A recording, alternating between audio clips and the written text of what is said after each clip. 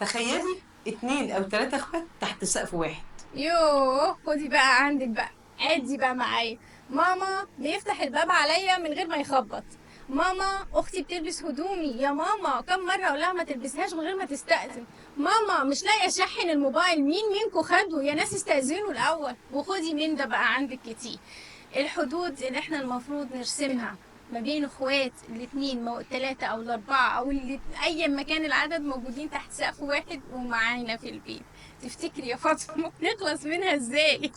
خليني اقول لك في البدايه ان بس نسلط الضوء على حاجه مهمه جدا، ها. ان الخلافات بين الاخوات دي حاجه صحيه جدا، ده مش دليل على فشل جدا. التربيه. حلوة قوي، يعني من بالعكس الام ما تحسش ان في حاجة غلط خالص، الام بتحصل. بتجلد ذاتها ان ايه انا ما عرفتش اربي طول ما الليل والنهار بيتخانقوا بيزعقوا. لا لا لا، بالعكس دي حاجه صحيه جدا ان الاخوات بيعبروا عن مشاعرهم لبعض، لان هو دي البدايه. لما مهم. انا اتخانق مع اخواتي سواء بقى بنات وولاد ولاد وولاد ولاد وبنات ايا كان يعني ايا ما الاخوات، كان. احنا بنتخانق مع بعض فكل واحد فينا بيخرج اللي جواه، كل واحد فينا بيعبر عن مشاعره، كل واحد بيعبر عن احتياجاته. فانا ببدا احتياجاته. التعبير عن المشاعر والاحتياجات من البيت. هو هنا انا بعبر عن ما اقبله وما لا اقبله، وده شيء طبيعي زي ما انت طبعا بتقولي. انا طبيعي. بحسها بقى اما نيجي بقى لعلم الحدود بقى اللي احنا بنتكلم فيه، لما نيجي بنطبقه هنا بلاقيها لقطه في لقطات ايه، انه كل تعبير عن المشاكل دي لما بتحصل بتبقى بالنسبه لي فرصه ان انا اقعد واقعد الولاد وابدا اتناقش في ايه اللي يقبلوه وايه اللي ما يقبلوهوش،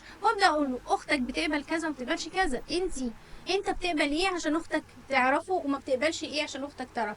ونبدا نحط اطار يا فاطمه محدد لكل واحد فيهم. ما هو انا كمان مش هبقى قاعده متفرجه ما بين الاتنين قاعدين بيتخانقوا على حاجات ممكن ببساطه كل واحد فيهم يفهم اللي بيحصل. وفكريني واحنا بنتكلم هقولك على موقف مهم جدا جدا، بس انا عايزه الاول اخد رايك في حته التربيه اللي انتي قلتيلي عليها من شويه.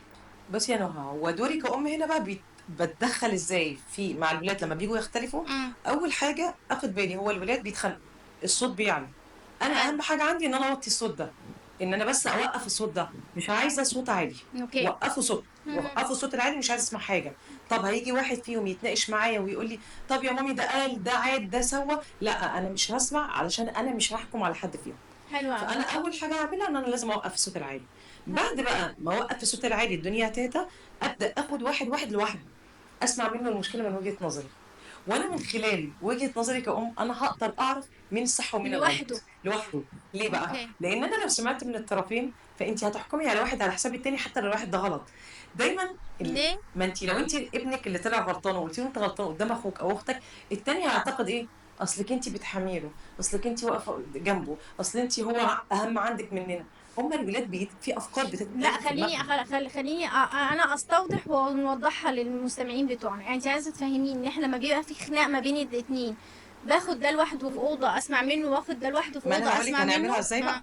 احنا الاول هنوقف الصوت العالي، ماشي. بعد كده هناخد كل واحد لوحده نفهم منه المشكله. تمام. خلاص انا فهمت المشكله هجيبهم بقى قصاد بعض، ما انا خلاص فهمتها اوكي. وفهمتها من كل واحد من وجهه نظره، واكيد انا كأم انا حطيت يعني سلطت الضوء المشكله فين ومين اللي غلطان.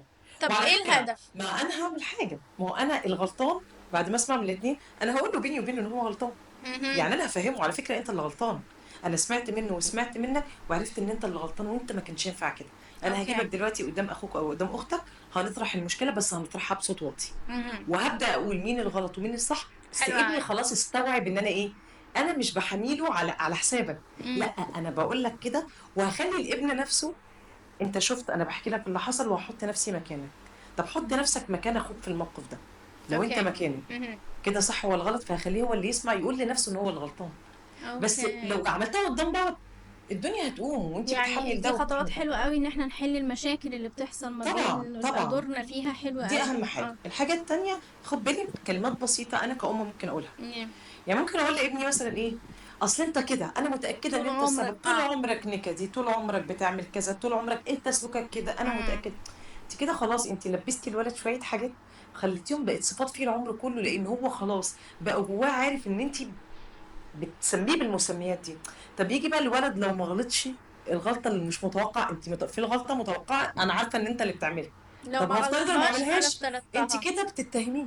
فانت اه. اوكي. خلاص الولد دايما حاسس بايه، بالقهر والظلم. طيب في تظلمي. حته يا فاطمه احنا محتاجين نعرفها كده ما بين الولاد، انه sometimes بتحسي انه الولد بيتعامل بشكل، لو بنت ولد بقى، بنات وولاد، فالولد بيتعامل بشكل غير ما البنات بيتعاملوا. اكيد. فمثلا يعني بيبقى من المواقف اللي بتحصل طريفه قوي، ابني مثلا بيعدي وهو معدي فبيجي ضارب اخته على قفاها، انا بهزر، اخته تتنطط وهو يجي والله بهزر، انتوا ليه كده يعني كديين كده، اللي هو انا محتاجه افهم الاتنين اختلافات وجهات النظر في النقط اللي زي دي. ده ولد مش بتتعامل معاه كانه ولد، في حدود في التعامل مع البنت، حتى حدود التلامس ما بين الاخوات انا محتاجه طب افهمها نهى، لهم. انا محتاجه توضحي لي، عشان انت كده يعني انا حاسه انها تهت بين حاجتين. مم. انت بتتكلمي على نقطه ان الولد والبنت، فالحدود بينهم بتبقى عامله ازاي؟ اللي انت الولد لما بيمشي ويضرب البنت، يضرب اخته انت وهو بتتكلمي ماشي. على تصرف الضرب هو مش مقبول،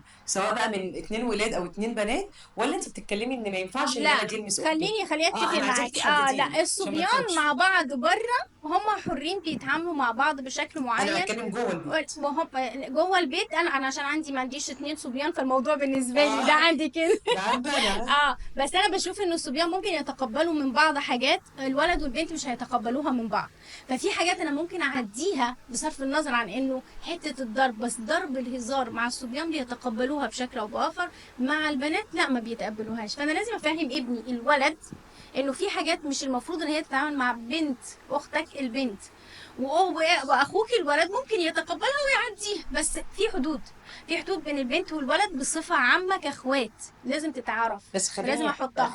اضيف ليكي النقطه دي مم. او اعدلك حته، انه لازم الولاد برضو يتحط حدود بينهم وبين بعض. ليه؟ مم. لان انا لو قلت حدود ايه؟ حدود في التعامل بين الاخوات الولدين، يعني انا زي بالنسبه ايه لي بقى؟ انا هديكي مثال، ان انا عندي، انا زي ما قلت لك انا عندي ولاد، مم. فازاي انا دلوقتي لو انا سبتهم هما الاثنين يهزروا مع بعض بالايد، فعادي ان هما يضربوا بعض، مش مشكله، الضرب العادي. الضرب العادي ما هو ده اللي انا ده بتكلم عليه. جميل. إيه اللي هيحصل ايه لو انا سبت وهم خلاص؟ اصل احنا بنهزر، لان ده بقى انا بتواجه مم. بالموقف ده كتير، لما ايوه الاقيهم صح. مدوا ايديهم، يس. ما تمدوش ايديكم على بعض، احنا بنهزر، مفيش حاجه اسمها هزار بتعدي الحدود. ليه؟ لان احنا دلوقتي بنهزر بضرب بسيط، ممكن الضرب يعلى يعلى يعلى، بتبقى اهانه، بتبقى ضربه، ممكن تبقى ضربه زي ما بيقولوا ضربه في مقتل، ممكن نضر مهم. بعض. هيبداوا يتعودوا ان هم بيهزروا بره البيت مع اصحابهم بالطريقه دي، احنا بنهزر عادي بالضرب. في ناس ما بتقبلش ده، حدود، لازم يكون في حدود بين الولاد. لا ثواني، في ناس ما بتقبلش بره، انا هنا بعلم ابني احترام حدود بالظبط، اخوه. ما هو انا لو ثواني علمته ثواني طب احترام ثواني، حدود اخويا نهى. هختلف معاكي في الحته دي بقى يا قولي فاطمه، لي. خليني اقول لك ليه. اه.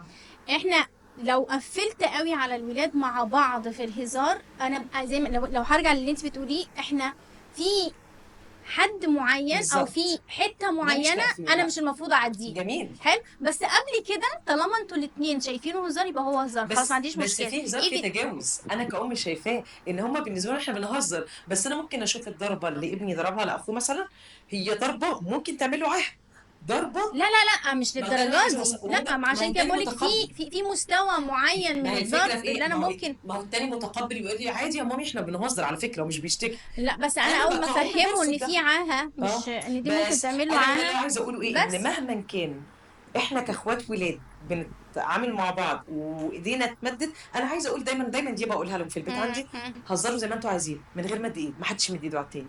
انا صعبة مع الصبيان يا فاطمة، بصي، خلينا ننزل على أرض على قد ما الواقع بقدر شوية، يا أنا نهى، بصي بحسها صعبة عارفه شوية. هي صعبه، بس عارفه امم. طول ما انت بتفكري بيهم هو دايما هيبقى صوت جوه دماغهم، ما تمدش ايدك، ما تمدي، امم. هم بيتجاوزوا ويمدوا ايديهم على فكره. أيوة. بس عارفه اما بقعد اقولها ايه اللي بيحصل؟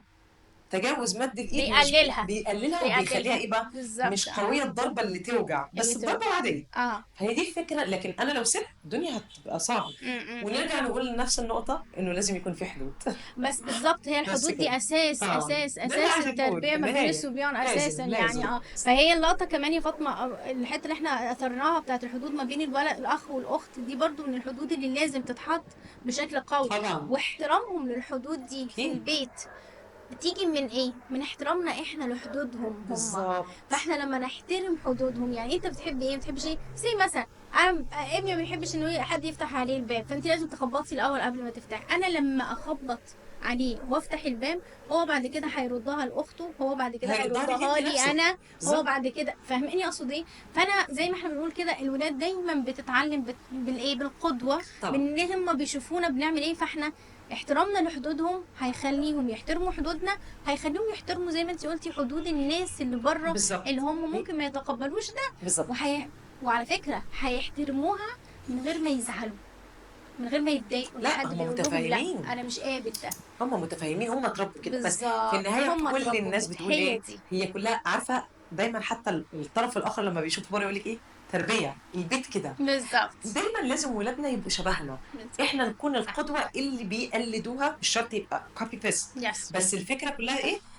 طول ما انا بتعامل بحدود وباحترام وبادب، ومثلا لما انا باجي اتكلم معاه انا بوطي صوته، هو عمره ما هيعلي صوته. طب على صوته، لا وطي صوتك. بس هنا احنا محتاجين بقى نقول لهم حاجة مهمة جدا، ان واحد لازم القواعد تبقى واضحة وصريحة طبعا. وموجودة في البيت، لازم لازم. لازم تبقى واضحة في البيت. اتنين، لازم كل واحد من الولاد يعرف ويعبر عن حدوده، ونبدأ نحطها في القوانين بتاعتنا. تلاتة، لازم اطبق ده زي ما انتي قلتي يا فاطمة في الحياة اليومية بتاعتنا، عشان هم يقدروا يتدربوا عليه. هضيف عليكي اخر حاجه عشان ننهي بيها، انه لازم ان الام والاب يدوا الفرصه لاولادهم اه صح. يعبروا عن مشاعرهم وعن رايهم، بالظبط. علشان ما يخسروش ولادهم. هي بالظبط. دي اللي هتخلي بدايه التربيه تبقى تربيه تبقى سويه. تمام يا رب، ان شاء ان الله شاء كل الله، الولاد نتمنى والبنات يا رب. والاخوات والاخوات يا رب. يبقوا كويسين. بالظبط. ولو احتجتوا اي حاجه او عندكم اي مشكله تحت مش قادرين امركم في اي تحلوها، حاجه اكيد. ابعتوا لنا واحنا ان شاء الله هنكون معاكم فيها باذن الله. ان شاء نشوفكم في الحلقه الجايه من ان شاء الله البودكاست. باذن الله.